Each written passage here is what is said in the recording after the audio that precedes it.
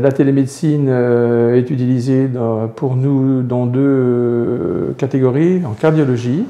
Alors, donc la télédermatologie, je vais en parler un petit peu parce que j'en ai pas encore parlé. C'est quelque chose qui est actuellement très intéressant pour nous parce qu'on n'a plus de dermatologues dans la Nièvre. Hein. On a 3 dermatologues, donc avec un délai d'attente entre 6 voire 8 mois. En Saône-et-Loire, on a le même problème et donc on est obligé de prendre des rendez-vous à Dijon. C'est souvent compliqué pour les patients. Donc en pratique, soit la dermato, on arrive à faire notre petite dermato sans problème, soit on a un doute, auquel cas on prend en photo avec notre appareil spécial, le dermatoscope, on le transmet à l'expert qui est lui aussi sur Chalon-sur-Saône, qui nous donne une réponse, soit le diagnostic et le traitement à faire, soit qui nous donne un rendez-vous qui peut être un rendez-vous urgent ou pas urgent. L'autre solution, il peut nous donner également nous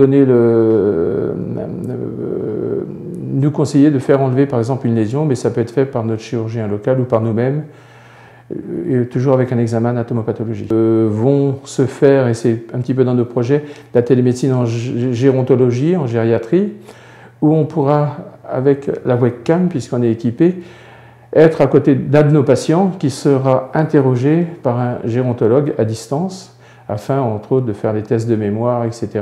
Ça peut être un vrai plus.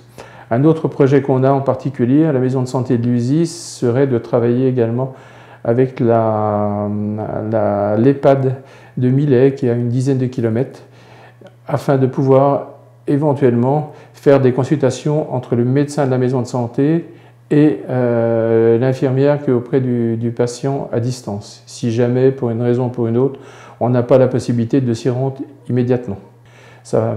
Pour l'instant, ça ne remplace pas du tout l'examen clinique. On a besoin d'avoir un médecin ou, je pense, au minimum une infirmière qui connaissent un petit peu la médecine pour envoyer les informations.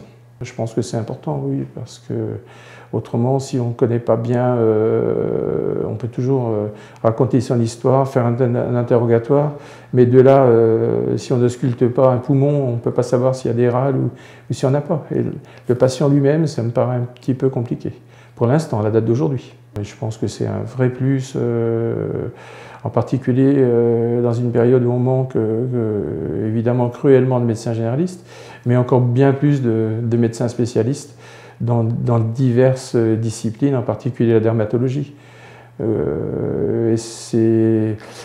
Quant à la cardiologie, on fait quand même, je pense, des économies pour la sécurité sociale, où souvent les gens sont emmenés avec le taxi un jour pour poser l'appareil, sont ramenés le lendemain pour l'enlever. Tout ça pour la même cotation. Nous, on fait la même chose à distance. Donc je pense que c'est quelque chose d'avenir, mais ça ne remplacera jamais le médecin généraliste sur place et l'avis du spécialiste dont on a grandement besoin. Une réaction? Un témoignage? Commentez ce reportage sur dijonsanté.fr.